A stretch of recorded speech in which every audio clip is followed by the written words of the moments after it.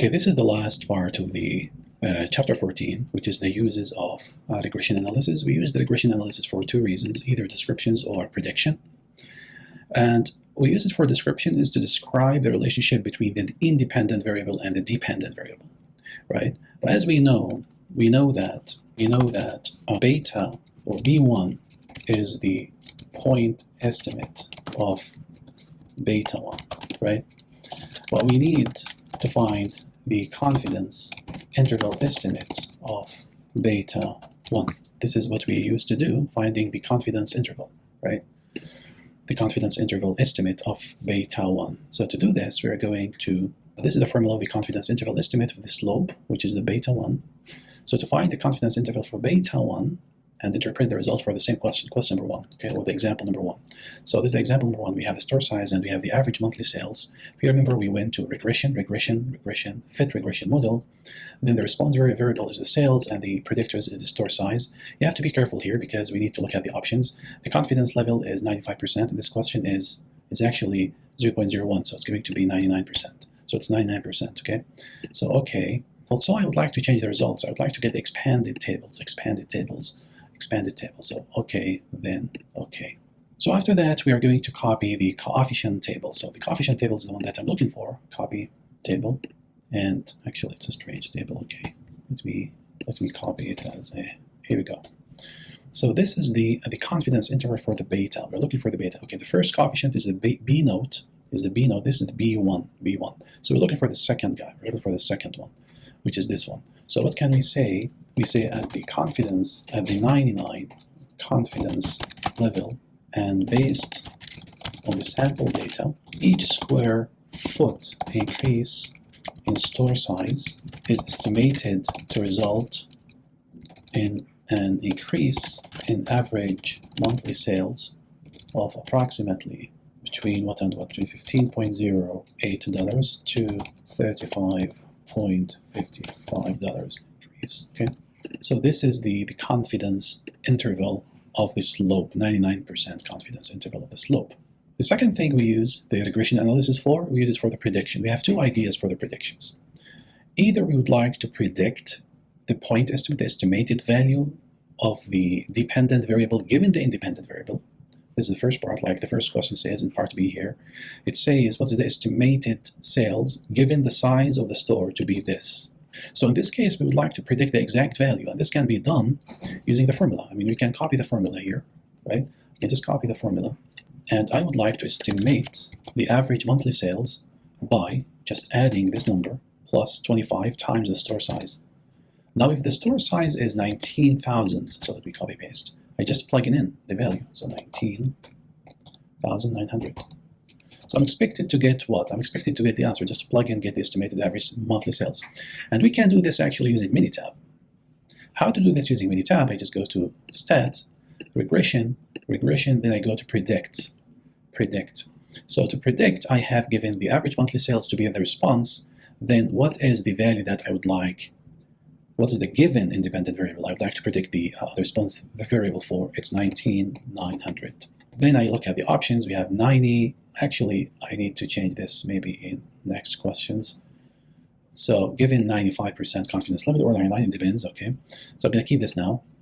Then okay. Then I'm going to copy this table. This table is important because this is the one that I'm going to copy in all of the common questions. I'm going to copy this one here and in part C and in part D. So let me go up now. So what is the estimated monthly sales given the store size to be 19,900 is the fit value. So this is my estimated. So actually this is the result of this guy. So this, if you multiply these two guys and add this number, you're going to get this number. Okay. So we can get the estimated value given a specific independent value. So the predicted value is just a point estimate. It's actually a point estimate of the true value. Thus, we need to have a prediction interval. We need to develop a confidence interval. This confidence interval, we're going to call it prediction interval. We have two intervals now we would like to predict. Now we estimated the sales if the store size is 19,900. but this is a point estimate. We'd like to have an interval. If the store size is 19,900, what is the confidence interval, or what is the prediction interval? So the prediction interval for a particular y given x. So we use the prediction interval if we have a given x. If you have a given x and you would like to get a specific y for this. And actually we found it from the table. From the table give you three important values: the exact point estimate, the confidence interval estimate, and the prediction interval estimate. If you're looking for a particular y value, we are going to look at the prediction interval. So what does it mean by the prediction interval? Is based on this regression model again at the 95%. Why did I say 95? The question does not say 95, but I would change the question and say use 95% confidence interval level. At the 95% confidence level, retailer can predict the total average monthly sales for any specific store with what? With a size of 19 square foot to be between 58.4649 and 765. Okay. The other interval we care about is called the confidence interval. The confidence interval gives you the average of y if x is given. Okay, the first one give you a particular y, an estimated y based on a given x. Now we are trying to get an estimated average of y. What is the average? Okay, so this interval is this guy, and you can tell that the confidence interval is narrower than the prediction interval. The prediction interval is always wider than the confidence interval. Okay, so what does the confidence interval tells you? It actually tells you almost the same thing. So let's say at the 95% confidence level, again I'm going to use confidence level 95% here, confidence level, depends on the question and you can't change it. At the 95% confidence level, the retailer believes the average total monthly sales will be in the interval between this and this interval. So I'm going to copy this for a given size of 19,900 square foot. So this is actually the average of the total monthly sales. So it's the average of the total monthly sales. So this is okay. So this is the difference between the confidence interval and the prediction interval. The second one gives you the average, the expected average of the y values given x value. The first one gives you a particular y given x.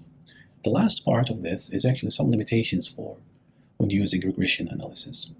When using regression analysis, any conclusion or inferences has to be obtained, or it is valid only on the range of the data that we have used in the sample. We cannot use any inferences or conclusions beyond the sample size, or actually beyond the range of the sample, beyond the range of the sample. The second thing, the regression analysis is studying the relationship between the variables, not the causation. There is no causation between the two variables. We cannot say the value of x causes value of y, or the variable of x causes y. Nothing causes other thing. It's just the relation between the two variables, whether we have a significant relationship between the variables or no. Okay, this is what we are trying to study. The second thing is R-squared measures the good fit of the regression line, and we don't guarantee that this is going to work if you add new data. We don't know if this is going to be the case if you added new data.